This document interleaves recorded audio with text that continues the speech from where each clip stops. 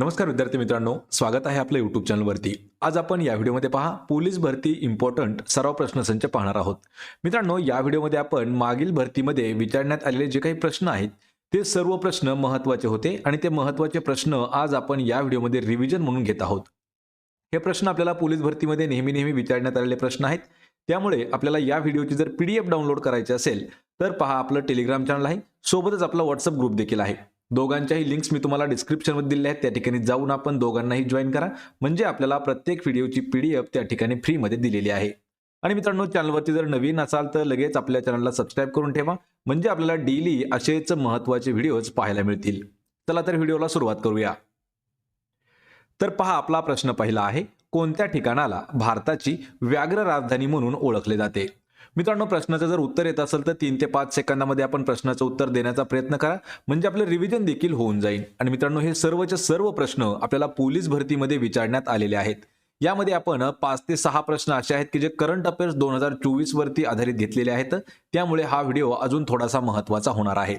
कोणतं ठिकाण आहे की त्याला भारताची व्याघ्र राजधानी म्हणून ओळखलं जातं? मित्रांनो, या ठिकाणी काही प्रश्नामध्ये महाराष्ट्राची विचारलेला आहे, पण या ठिकाणी भारताचे आहे। हा प्रश्न आपण जशास तसा घेतलेला आहे, त्यामुळे लक्षात ठेवायचंय या ठिकाणी महाराष्ट्र देखील असणार आहे। तर या प्रश्नाचं योग्य उत्तर आहे पर्याय क्रमांक 1, तर नागपूर हे जे आहे याला महाराष्ट्राची व्याघ्र राजधानी म्हणून ओळखलं जातं। पर्याय 1 आपलं या प्रश्नाचं योग्य उत्तर होईल। यानंतरचा प्रश्न आहे, सरदार वल्लभभाई पटेल यांचा पुतळा ज्याला स्टॅच्यू ऑफ युनिटी देखील म्हटलं जातं, ते खालीलपैकी कोणत्या ठिकाणी आहे? या ठिकाणी मित्रांनो आपल्याला 2 प्रश्न तयार होतात। प्रत्येक प्रश्नातून जास्तीत जास्त प्रश्न तयार करण्यासाठी थोडेसे व्हिडिओ पाहत राहा मित्रांनो, किंवा प्रत्येक प्रश्नाला जर 1-2 प्रश्न करायचे असतील तर ते देखील आपल्याला जमलं पाहिजे।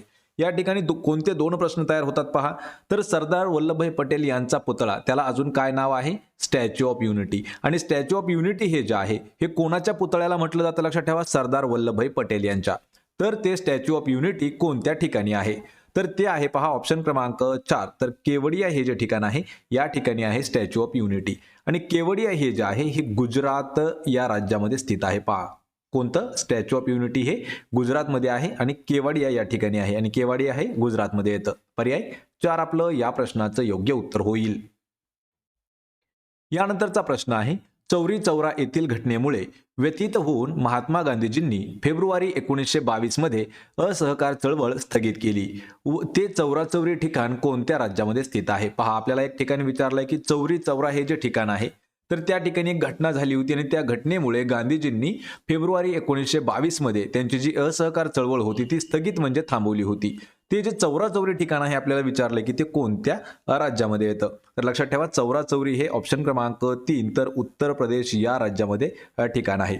मित्रांनो, आपल्याला प्रत्येक पोलीस भरतीमध्ये उत्तर प्रदेशवर आपल्याला 2 ते 3 प्रश्न हे नेहमी विचारण्यात आलेले आहेत। या प्रश्नाचं काय उत्तर होईल? पर्याय क्रमांक 3 उत्तर प्रदेश। यानंतरचा प्रश्न आहे, ईस्ट इंडिया कंपनीला कोणत्या कराराच्या अंतर्गत बंगाल, बिहार आणि ओडिसा यावरती दिवाणी अधिकार मिळाले होते? मित्रांनो, यातील जवळपास 80% जे प्रश्न आहेत ना, हे आपल्याला प्रश्न स्टेट बोर्ड या पुस्तकातील घेतलेले आहेत। जे काही आपलं 5वी, 6वी, 7वी ते 12वी पर्यंत जे काही इतिहास, भूगोल, नागरिकशास्त्र असतं ना, तर त्यामधील हे प्रश्न आहेत। तर ईस्ट इंडिया कंपनीला असा कोणता करार होता की त्याच्या अंतर्गत बंगाल, बिहार आणि ओडिसा यावरती दिवाणी अधिकार मिळाले? तर तो करार होता ऑप्शन क्रमांक 4 अलाहाबादचा करार। ऑप्शन 4 आपलं उत्तर होईल। यानंतरचा प्रश्न आहे, खालीलपैकी कोणाला उसवन कादंबरीसाठी साहित्य अकादमी युवा पुरस्काराने सन्मानित करण्यात आलेले आहे?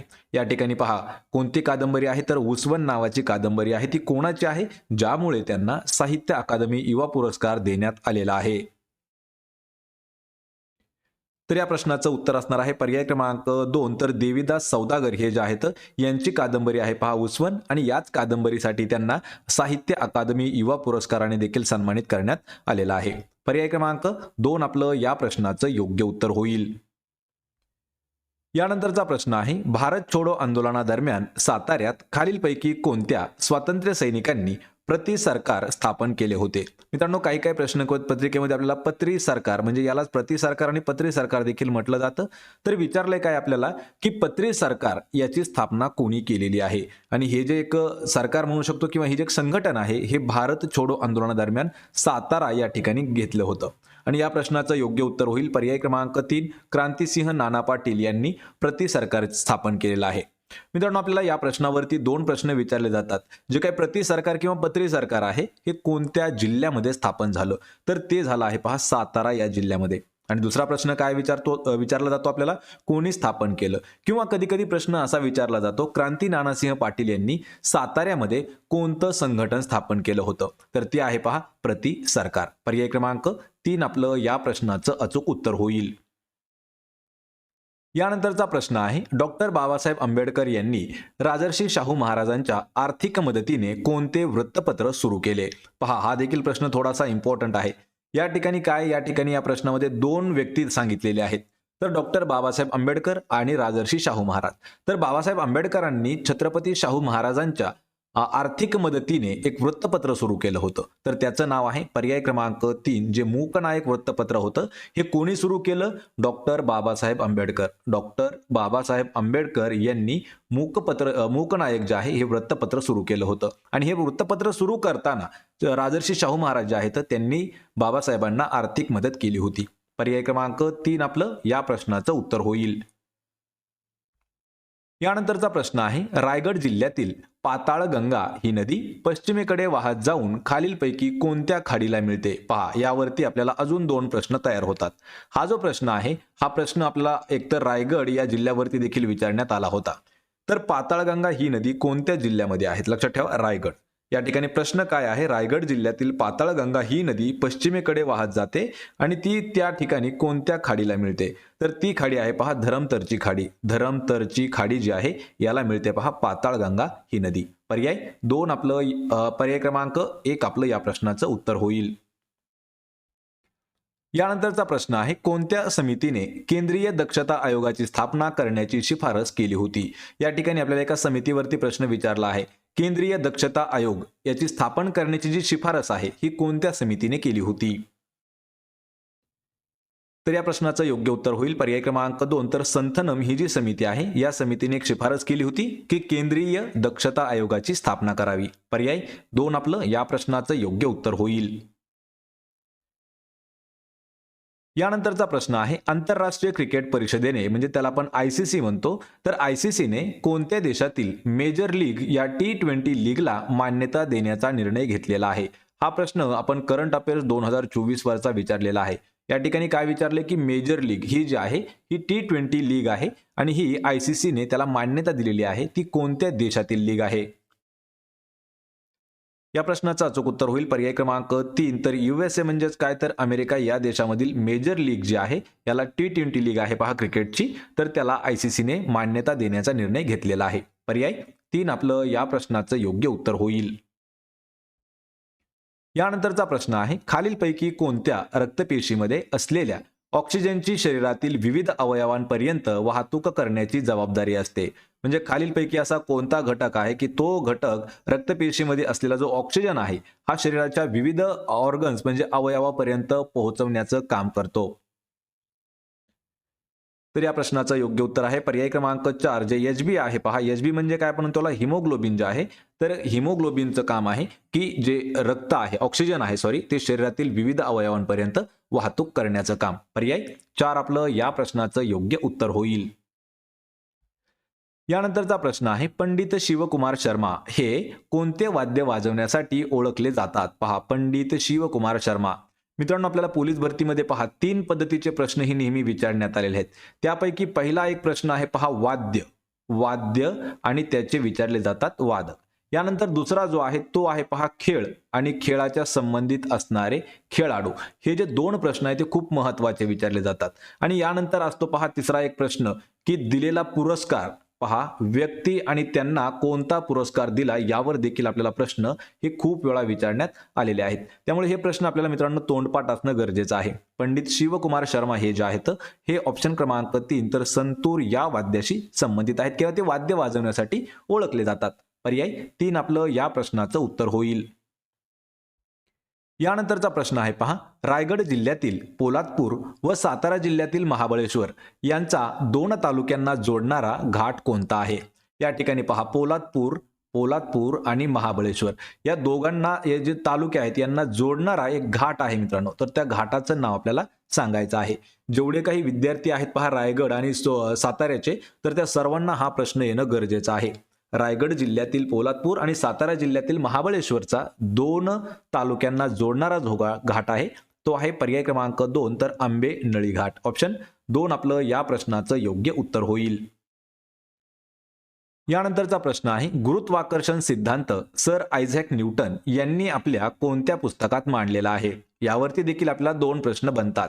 तर पहिला प्रश्न काय आहे, गुरुत्वाकर्षणाचा सिद्धांत कोणी मांडला? तर तो मांडला पहा सर आयझॅक न्यूटन यांनी. पण तो मांडलेला जो सिद्धांत आहे तो कोणत्या पुस्तकामध्ये त्यांनी दाखवलेला आहे? तर ते पुस्तक आहे ऑप्शन क्रमांक 1 प्रिन्सिपिया या नावाचं पुस्तक आहे. आणि या पुस्तकामध्ये सर आयझॅक न्यूटन यांनी गुरुत्वाकर्षणाचा सिद्धांत जो आहे तो मांडलेला आहे. पर्याय क्रमांक 1 आपलं उत्तर होईल. यानंतरचा प्रश्न आहे, 19 मे 2024 रोजी खालीलपैकी कोण माउंट एव्हरेस्ट सर करणारी सर्वात वयोवृद्ध भारतीय महिला ठरली आहे? या ठिकाणी प्रश्न थोडासा समजावून घ्या. कधी आहे तारीख? 19 मे 2024. म्हणजे हा जो प्रश्न आहे हा आपल्याला करंट अफेअर्स मधला इम्पॉर्टंट प्रश्न आहे. तर खालीलपैकी कोण माउंट एव्हरेस्ट सर करणारी सर्वात वयोवृद्ध भारतीय महिला ठरलेली आहे? तर त्या आहेत ऑप्शन क्रमांक 4 ज्योती रात्रे. ह्या सर्वात जास्त वयाच्या असणाऱ्या भारतीय महिला ठरलेल्या आहेत ज्यांनी माउंट एव्हरेस्ट जे आहे ते पार केलं आहे. पर्याय 4 आपलं या प्रश्नाचं अचूक उत्तर असणार आहे. यानंतरचा प्रश्न आहे, 2022 पासून कोणता दिवस राष्ट्रीय स्टार्टअप नॅशनल स्टार्टअप डे म्हणून साजरा केला जात आहे? पहा, राष्ट्रीय स्टार्टअप दिवस कधीपासून सुरू केलेला आहे? 2022 या वर्षापासून. कोणत्या तारखेला साजरा केला जातो? तर ती तारीख आहे पर्याय क्रमांक 3 16 जानेवारी. ऑप्शन 3 आपलं या प्रश्नाचं उत्तर असेल. यानंतरचा प्रश्न आहे, 1873 मध्ये महात्मा ज्योतिराव फुले यांनी खालीलपैकी कोणत्या समाजाची स्थापना केलेली आहे? मित्रांनो, कधी आपल्याला महात्मा फुले हे जर नाव आठवलं तर लक्षात ठेवायचे त्यांनी सत्यशोधक समाजाची स्थापना केलेली आहे. पर्याय क्रमांक 2 आपलं या प्रश्नाचं उत्तर होईल. यावरती 2 प्रश्न कोणते येतात पहा. सत्यशोधक समाजाची स्थापना कधी झाली? वर्ष आहे 1873 या वर्षी. कोणी केली? महात्मा फुले यांनी केली. आणि ब्राह्मो समाजाची स्थापना कोणी केली आहे हे मला कमेंट करून सांगायचं आहे. पर्याय क्रमांक 2 आपलं या प्रश्नाचं उत्तर होईल. यानंतरचा प्रश्न आहे, पुरातन काळात खालीलपैकी कोणत्या ठिकाणी समुद्री व्यापार होत असल्याचे अवशेष आढळलेले आहेत? पहा, पुरातन काळामध्ये काही ठिकाणी असं आढळून आलेलं आहे की त्या ठिकाणी समुद्री व्यापार होत आहे. त्याचे जे काही अवशेष आहेत किंवा पुरावे आहेत तर ते आढळले आहेत. ते कोणते ठिकाण आहे? या प्रश्नाचं अचूक उत्तर असणार आहे पर्याय क्रमांक 4, तर लोथल हे जे ठिकाण आहे या ठिकाणी समुद्री व्यापार होत असल्याचे जे काही पुरावे आहेत किंवा अवशेष आहेत तर ते आढळलेले आहेत. पर्याय क्रमांक 4 आपलं या प्रश्नाचं उत्तर होईल. यानंतरचा प्रश्न आहे, या दोषामुळे मानवी डोळा जवळपासच्या वस्तू व्यवस्थित पाहू शकतो पण दूरच्या वस्तू स्पष्ट पाहू शकत नाही. तर तो आजार आपल्याला ओळखायचा आहे किंवा तो जो दोष आहे तो दृष्टीदोष कोणता आहे? ज्यामुळे मानवाचा जो डोळा आहे, माणसाचा डोळा, त्या जवळपासच्या वस्तू पूर्णपणे व्यवस्थित पाहू शकतो आणि दूरच्या वस्तू त्याला स्पष्ट दिसत नाहीत. तो आजार आहे पर्याय क्रमांक 1, तर मायोपिया नावाचा आजार. आणि मित्रांनो, हा प्रश्न आपल्याला आरोग्य विभागामध्ये 4 वेळा विचारण्यात आला होता. पहा, आरोग्य विभाग जेव्हापासून IBPS पॅटर्न मध्ये गेलेला आहे तेव्हापासून हा प्रश्न विचारला नाही, पण त्यापूर्वी आरोग्य विभागामध्ये हा प्रश्न खूप वेळा विचारण्यात आलेला आहे. पर्याय 1 आपलं या प्रश्नाचं उत्तर होईल. यानंतरचा प्रश्न आहे, केंद्र सरकारने प्रधानमंत्री आवास योजना PMAY याच्या अंतर्गत किती ग्रामीण आणि शहरी घरे बांधण्यासाठी मदत मंजूर केलेली आहे? या ठिकाणी घरे झालेला आहे मित्रांनो. या ठिकाणी घरे हा शब्द आहे. कधी कधी जर प्रिंट मिस्टेक झाली थोडंसं समजून घ्यावा. आपल्याला PDF मध्ये देताना ती जी प्रिंट मिस्टेक आहे ती आपण दूर करणार असतो. तर या प्रश्नाचं योग्य उत्तर असणार आहे पर्याय क्रमांक 3, तर 3 कोटी ग्रामीण आणि शहरी घरं बांधण्यासाठी मदत मंजूर केलेली आहे. कोणती योजना आहे पहा? प्रधानमंत्री आवास योजना. पर्याय 3 आपलं या प्रश्नाचं योग्य उत्तर होईल. यानंतरचा प्रश्न आहे डॅशमुळे पाण्यात आम्ल निर्माण होते, ज्यामुळे द्रावणाची क्रिया जलद गतीने होते. पहा, खालीलपैकी असा कोणता घटक आहे की त्या घटकामुळे पाण्यामध्ये ऍसिड तयार होतं आणि जे द्रावणाची जी रिॲक्शन आहे किंवा क्रिया आहे ती थोडीशी फास्ट होते. तर ते केमिकल आहे. पर्याय क्रमांक 1 तर कार्बन डायऑक्साईड. लक्षात ठेवा, हा प्रश्न देखील इम्पॉर्टंट आहे. ऑप्शन क्रमांक 1 आपलं या प्रश्नाचं उत्तर होईल. यानंतरचा प्रश्न आहे खनिजे ही इतर खनिजांबरोबर मिश्र स्वरूपात आढळतात, तेव्हा त्यांना डॅश असं म्हटलं जातं.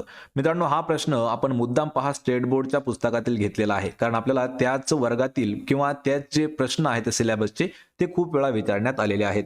खनिजे ही इतर खनिजांबरोबर मिश्र स्वरूपामध्ये आढळतात, तेव्हा त्यांना धातूक असं म्हटलं जातं. पहा, धातूक याची आपल्याला व्याख्या या ठिकाणी दिलेली आहे. पर्याय 3 आपलं या प्रश्नाचं योग्य उत्तर होईल. यानंतरचा प्रश्न आहे देवदासी प्रथेला प्रतिबंध करण्यासाठी विठ्ठल रामजी यांच्याबरोबर डॅश यांनी कार्य केलेलं आहे. मित्रांनो, हा प्रश्न थोडासा इम्पॉर्टंट आहे. पहा, तर देवदासी जी प्रथा होती तर तिला प्रतिबंध करण्यासाठी कोण होते? पहिले विठ्ठल रामजी आणि त्यांच्याबरोबर अजून एक सहकारी होते. त्या दोघांनी मिळून कार्य केलेलं आहे. तर या प्रश्नाचं उत्तर होईल पर्याय क्रमांक 1 शिवराम जानबा कांबळे आणि विठ्ठल रामजी या दोघांनी मिळून देवदासी प्रथेला प्रतिबंध करण्याचं काम केलं होतं. पर्याय 1 आपलं या प्रश्नाचं योग्य उत्तर होईल. यानंतरचा प्रश्न आहे 50 वर्षांच्या सश्रम कारावासाची शिक्षा भोगण्यासाठी स्वातंत्र्यवीर सावरकरांना डॅश या ठिकाणी ठेवण्यात आलं होतं. पहा, हा देखील प्रश्न महत्वाचा आहे. किती वर्षाची? 50 वर्षाची काळ्या पाण्याची शिक्षा म्हणू शकतो आपण त्याला. तर त्या कारावासाची शिक्षा भोगण्यासाठी सावरकरांना ऑप्शन क्रमांक 1 तर निकोबार या तर ऑप्शन क्रमांक 3 तर अंदमान या बेटावरती किंवा या ठिकाणी ठेवण्यात आलं होतं. पर्याय क्रमांक 3 आपलं या प्रश्नाचं उत्तर होईल. शेवटचा प्रश्न आहे आपला भारताने हैतीमधून आपल्या नागरिकांना सुरक्षितपणे बाहेर काढण्यासाठी कोणते ऑपरेशन सुरू केले होते? हा देखील प्रश्न खूप महत्वाचा आहे. पहा, आपल्याला अशाच पद्धतीचे जे काही हे असतात पहा ऑपरेशन्स असतात त्यावरती खूप वेळा प्रश्न विचारण्यात आलेले आहेत. त्यापैकीच हा एक आहे. हैतीमधून भारतीय नागरिकांना सुरक्षितपणे बाहेर काढण्यासाठी एक ऑपरेशन राबवण्यात गेलं होतं. तर त्याला ऑपरेशनला नाव आहे पर्याय क्रमांक 2 ऑपरेशन इंद्रावती. ऑप्शन क्रमांक 2 आपलं या प्रश्नाचं उत्तर होईल. तर मित्रांनो, हे होते पहा महत्त्वाचे 25 प्रश्न जे आपल्याला प्रिव्हियस क्वेश्चन पेपर मधील आपण घेतलेले आहेत. या 25 पैकी किती प्रश्नाची उत्तरं देता आली हे मला कमेंट करून नक्की सांगा. व्हिडिओ जर आवडला तर व्हिडिओला लाईक करा, आपल्या मित्रांमध्ये व्हिडिओ शेअर करा आणि आपल्या YouTube चॅनलला सबस्क्राईब करून ठेवा. मित्रांनो, प्रत्येक व्हिडिओची PDF जर अगदी फ्रीमध्ये मिळवायची असेल तर डिस्क्रिप्शनमध्ये लिंक दिलेली आहे, त्या टेलिग्राम चॅनलला जाऊन जॉईन करा. म्हणजे आपल्याला प्रत्येक व्हिडिओची PDF त्या ठिकाणी फ्रीमध्ये उपलब्ध करून दिलेली आहे. आपण भेटूया पुढच्या एका अशाच नवीन व्हिडिओमध्ये. तोपर्यंत जय हिंद,